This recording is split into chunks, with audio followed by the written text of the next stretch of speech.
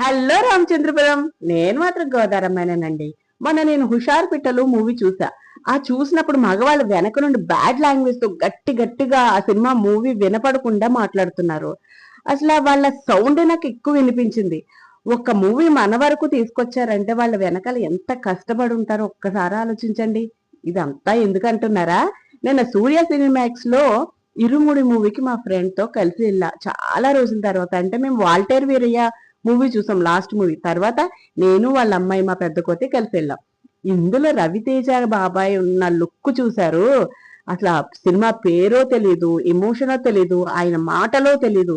అందరి నోటికి జిప్పేసి కిక్కురు మనకుండా కూర్చోబెట్టారు రవితేజ గారు. అబ్బా, ఇందులో తండ్రి కూతురికున్న ఎమోషన్, ఎఫెక్షన్ చాలా బాగా చూపించారు.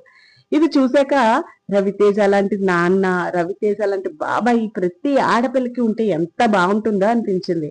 ఆబ్వియస్లీ ప్రతి ఫ్యామిలీలో ఆడపిల్లల్ని ప్రేమగానే చూస్తారు, ప్రొటెక్ట్ చేస్తారు.